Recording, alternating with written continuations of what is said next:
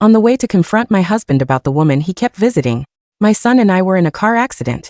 When we woke up, parts of our memories were gone. My husband, Dr. Ethan Parker, was a clinical psychologist. After the accident, he did not stay with us for long. Instead, he spent most of his time accompanying Lily Hart, his high school first love, and her daughter Mia on therapeutic trips around the world. When Noah and I finally recovered our memories, then discovered something unexpected. We had become quiet, well-behaved, almost painfully independent. At first he looked pleased. He thought he had achieved the perfect balance. Until Christmas Eve, when he went to keep Lily and Mia company again. Came home late and heard Noah and me talking behind the door. Mom, Noah asked, is that man really my dad? Why does it feel weird every time I call him dad? I nodded slowly.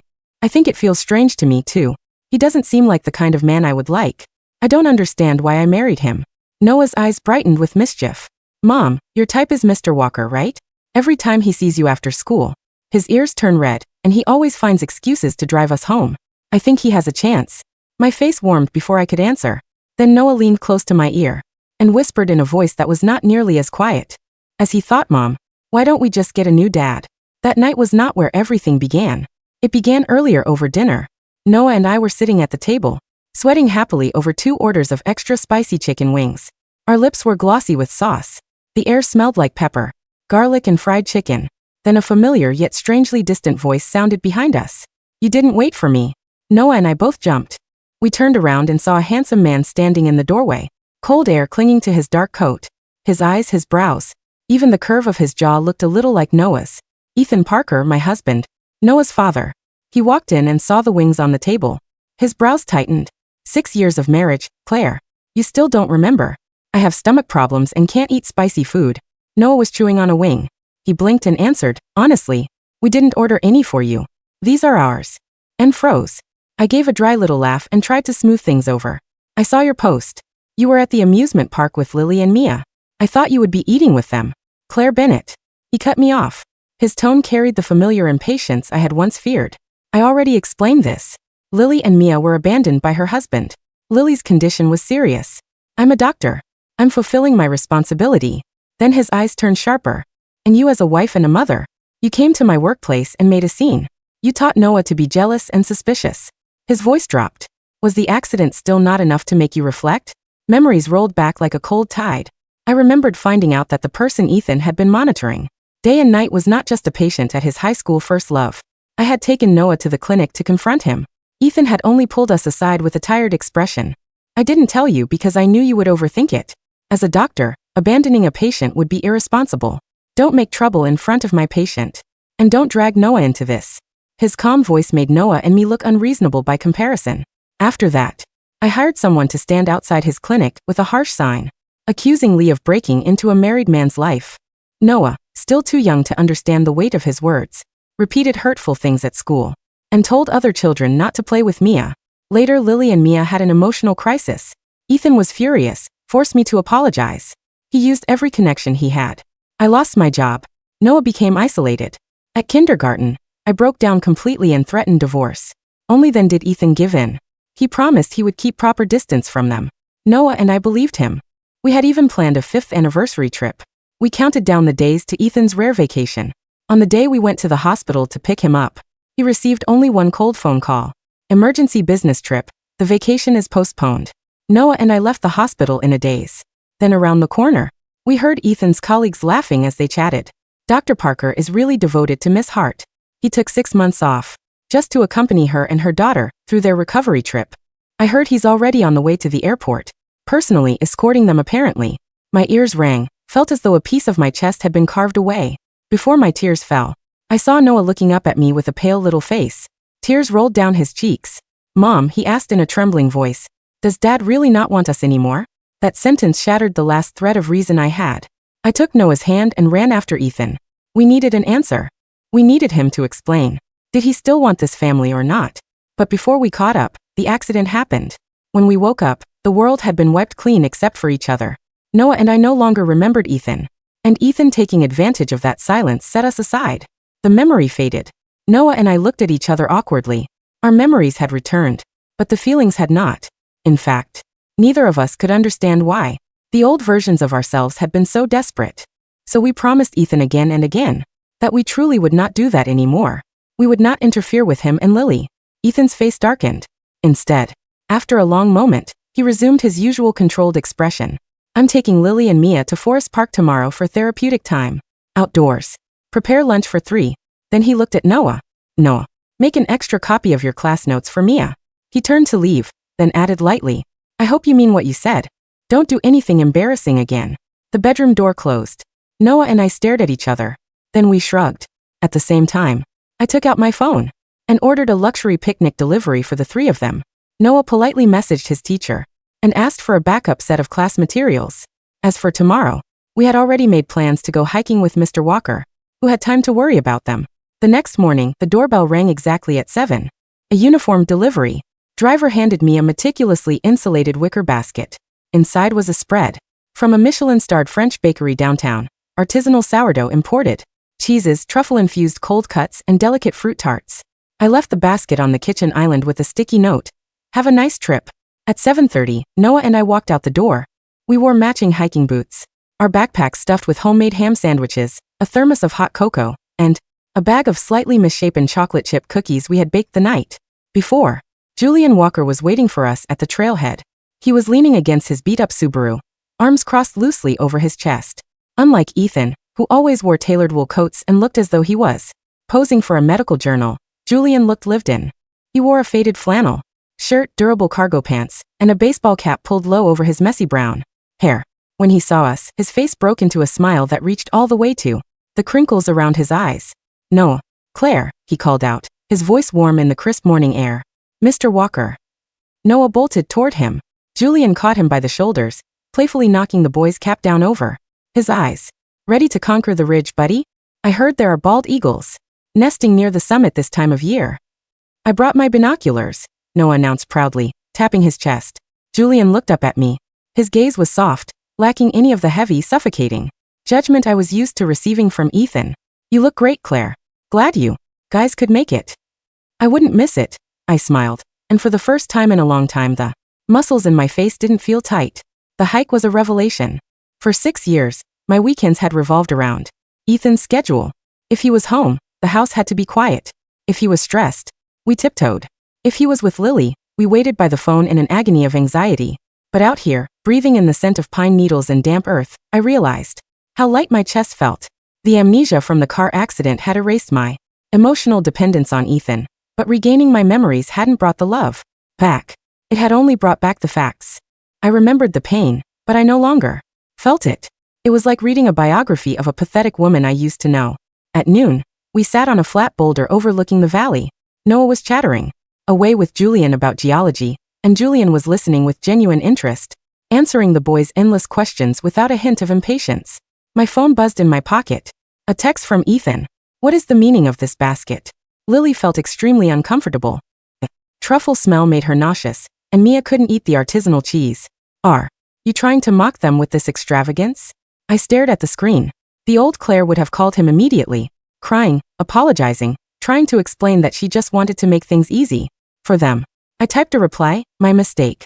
Next time I'll order McDonald's. Feel free to throw it away. Then I put the phone on Do Not Disturb and shoved it back into my pocket. Everything okay? Julian asked gently, handing me a thermos cup filled with steaming cocoa. Perfect, I said, taking a sip. And I meant it. We didn't get home until past 8. Noah was exhausted but glowing, carrying a pocket full of interesting rocks Julian had helped him identify. When I unlocked the front door, the house was dark, save for the single lamp glowing ominously in the living room. Ethan was sitting in the armchair, his legs crossed, a glass of scotch in his hand. The untouched French picnic basket sat on the coffee table.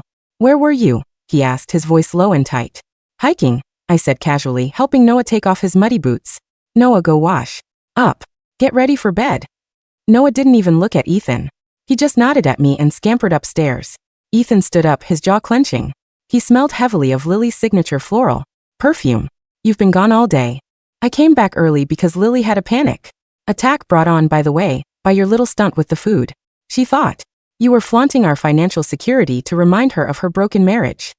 I paused, hanging my jacket on the rack. I turned to look at my husband. He was a handsome man, objectively speaking. But looking at him now, I felt nothing. Absolutely nothing. It was liberating. Ethan, I ordered delivery so I wouldn't have to cook for your mistress. If she found a way to be victimized by a $200 wheel of brie, that's above my pay grade.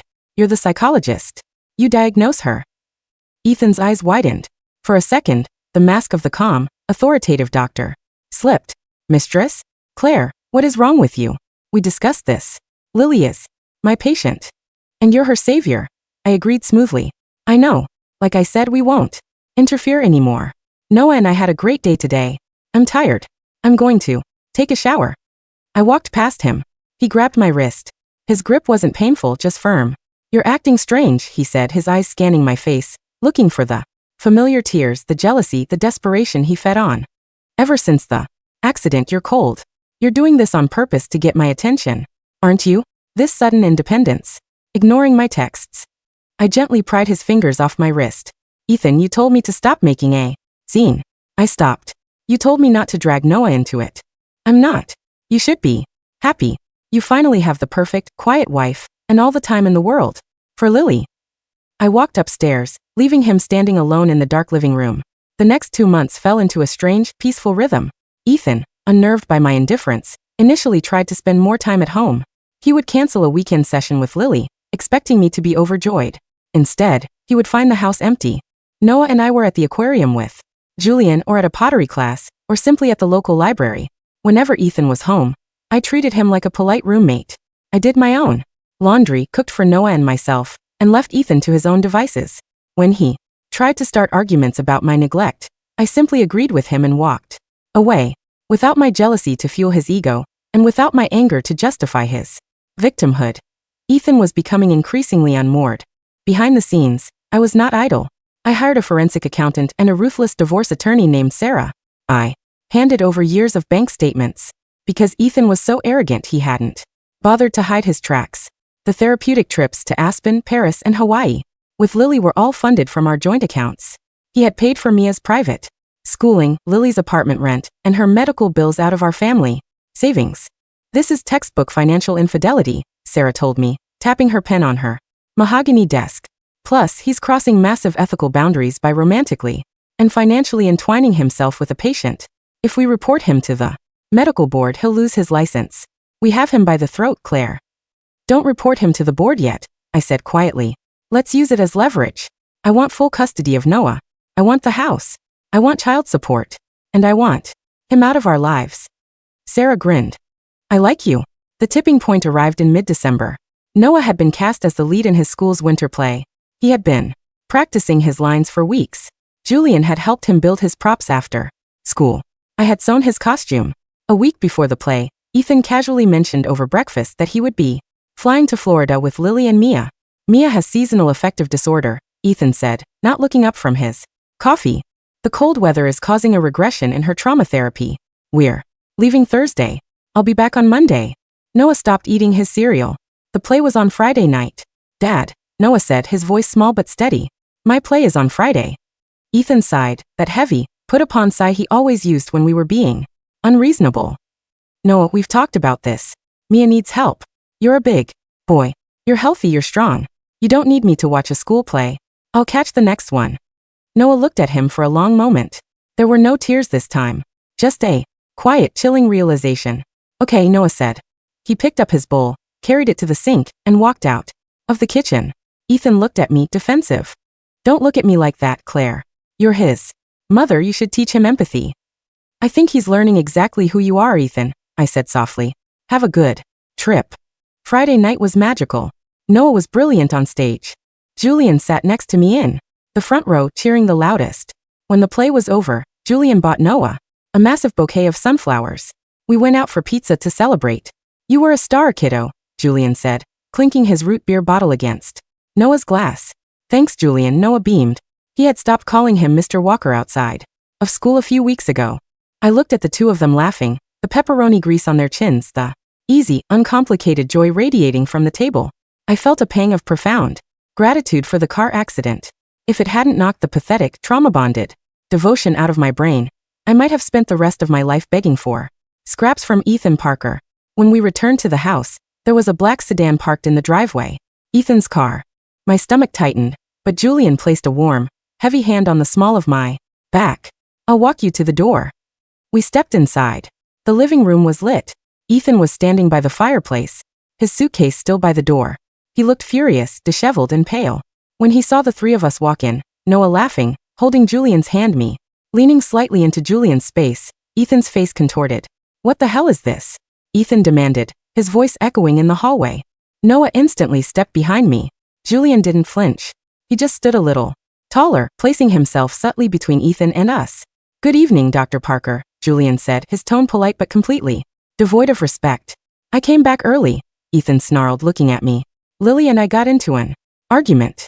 I flew back to surprise Noah for his play, only to find you weren't answering your phones. And now you walk in with him. You missed the play, Ethan, I said calmly. It ended 2 hours ago. I am his father, Ethan shouted, taking a step forward. I have a right to know where my son is and who he is with. You're his father when it's convenient for you. I corrected him, my voice dangerously low. When Mia's seasonal affective disorder isn't acting up. When Lily isn't having a panic attack because of a piece of cheese. Don't you dare bring Lily into this. Ethan pointed a finger at me. You are having an affair. You've been parading this teacher around town. You think people haven't noticed? Julian let out a short, dry laugh. Dr. Parker, with all due respect, the only person parading someone around town is you. Claire and Noah are my friends. I'm here because Noah invited me to his play. Because he knew you wouldn't show up. Ethan's face went purple. He lunged forward, grabbing Julian by the collar. Get out of my house. Julian didn't raise his fists. He simply gripped Ethan's wrists with hands that spent weekends rock climbing and chopping wood. He peeled Ethan's fingers off his collar with embarrassing ease. I'll leave, Julian said, his voice a low rumble. Because I don't want to upset Noah. But don't ever put your hands on me again. Julian looked at me. Call me if you need anything, Claire. I'm 5 minutes away. Thank you, Julian, I said. Once the door clicked shut, the silence in the house was deafening. Ethan was breathing heavily, trying to salvage his dignity. You're a disgrace, Ethan spat at me. Moving another man into my son's life. Noah, go upstairs to your room, I said quietly. Noah didn't argue. He ran up the stairs and locked his door. I walked into the kitchen, opened my briefcase, and pulled out a thick manila envelope. I walked back into the living room and tossed it onto the coffee table. It landed with a heavy, satisfying thud. What is this? Ethan asked, eyeing it with suspicion. Divorce papers, I said. Ethan froze. He stared at the envelope, then let out a scoffing laugh. Divorce? Claire, stop being dramatic. You're throwing a tantrum because I missed the play. Read it, I said, crossing my arms.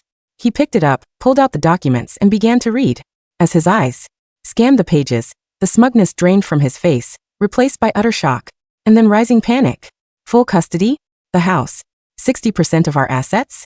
He looked up at me, his eyes wild. You're insane. No judge will grant this. I'm a respected medical professional. I'll destroy you in court. Keep reading, I suggested. He flipped to the next section. Attached were copies of the financial forensic report. Highlighted in bright yellow were the thousands of dollars transferred to Lily's accounts, the plane tickets, the hotel bookings, the jewelry. You've spent over $200,000 of our marital assets on a patient, Ethan, I said, my voice completely steady. My lawyer has already drafted a complaint to the state medical board regarding your unethical relationship with Lily Hart. If you fight me on this divorce, the complaint gets filed. You will lose your license, your practice, and your reputation. You'll be a cashier at a grocery store by the time I'm done with you. The papers trembled in his hands. He looked at me as if he were seeing a stranger. And in a way he was. The Claire who had worshipped him died in that car crash. You wouldn't, he whispered. Claire, I'm your husband. Sign the papers, Ethan. You have until Monday. Pack your things tonight. I want you out of this house.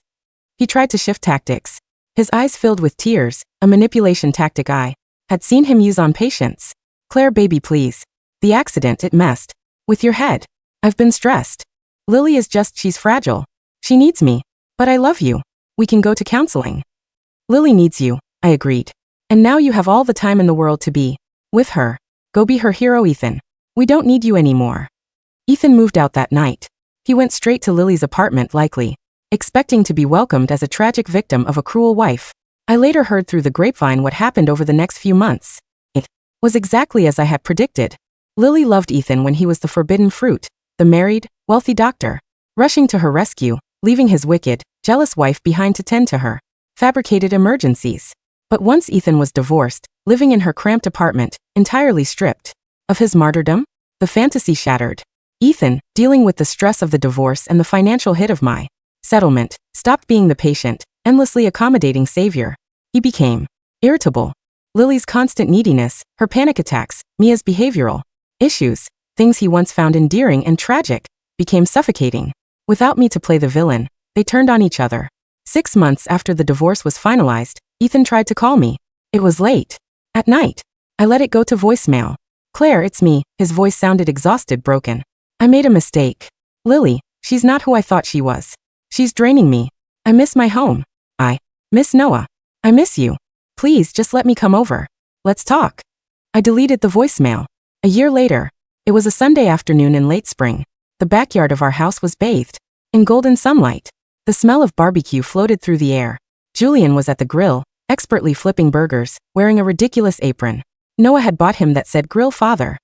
Noah was running around the yard with a golden retriever puppy we had adopted 2 weeks ago, laughing so hard he could barely breathe. I was sitting on the patio, a glass of iced tea in my hand, watching them. My heart felt full. It was a quiet, sturdy kind of love. The kind that didn't demand sacrifices or dramatic proofs. The doorbell rang. I walked through the house and opened the front door. Ethan stood on the porch. He looked 10 years older. His hair was thinning, his posture slumped, and the arrogance that used to radiate from him was entirely gone. He looked like a hollowed-out shell. Claire, he said softly. Ethan, I replied, keeping my hand on the doorframe. It's not your weekend for visitation. And Noah asked not to see you this week. I know, he choked out. I drove by. I heard laughing. He looked past me, catching a glimpse of the backyard through the hallway window. He saw Julian hand Noah a burger, ruffling the boy's hair. He saw the life he had thrown away. Tears welled up in his eyes. Real ones this time. That should be me, he whispered. It could have been, I said gently. There was no malice in my voice, only truth. But you chose otherwise. I'm sorry, he sobbed, his shoulders shaking. Claire, I'm so sorry. I forgive you, Ethan, I said. And it was true. I carried no anger anymore. But you can't be here. Goodbye. I closed the door. I listened to his footsteps slowly retreat down the porch. Steps fading away down the driveway. I turned my back to the door and walked toward the backyard, toward the sunlight, the laughter, and the smell of the grill. Julian looked up as I stepped onto the patio, his eyes crinkling warmly. Everything okay? He asked, handing me a plate. I looked at him, then at my son, who was throwing a frisbee to the dog. I took a deep breath of the fresh, clean air. Everything, I smiled, is absolutely perfect.